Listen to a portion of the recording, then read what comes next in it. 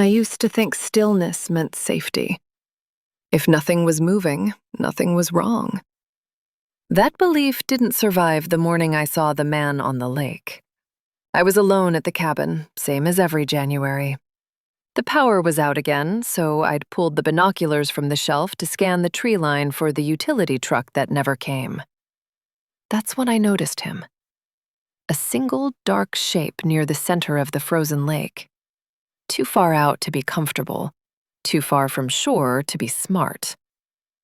At first, I assumed he was ice fishing. People around here do stupid things for fish. But there was no auger, no bucket, no folding chair. He was just standing there, upright, arms slack at his sides. He hadn't moved once. I raised the binoculars, bracing my elbows against the window frame. The glass was cold enough to sting. The wind had scoured the lake smooth overnight, turning it into a pale, endless sheet that reflected the sky like a dull mirror. The man's clothes were wrong. No parka, no gloves, just a thin jacket, dark jeans, boots half buried in ice. His head was tilted back, looking up. I adjusted the focus. The image sharpened, and my stomach tightened in a way that felt instinctive, like my body recognized something my mind wasn't ready to name. His face was blue. Not pale blue, not cold blue. The deep, mottled blue of meat left too long in a freezer. His eyes were open, glassy, rimmed with frost. Snow had drifted into his lashes and frozen there, tiny white spikes radiating outward.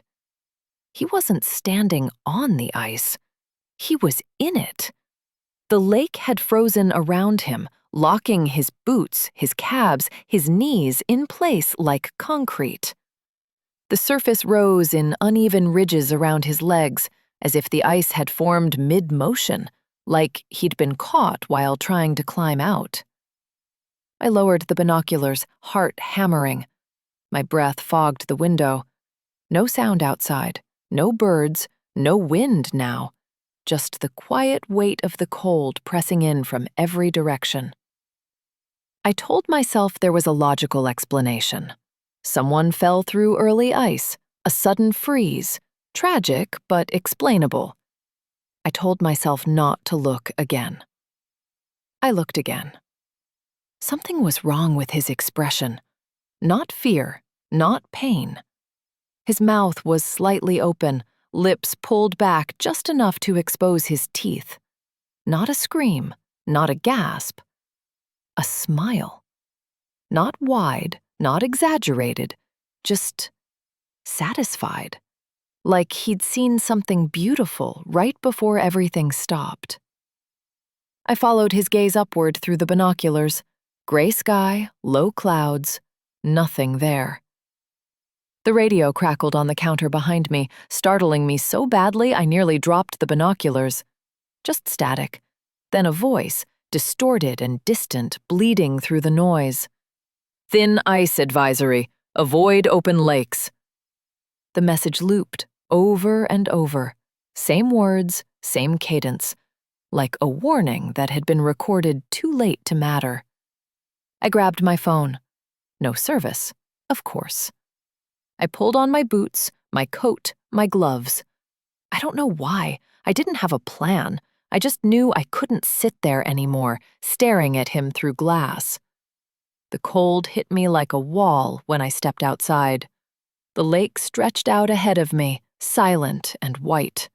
The man was still there, perfectly still.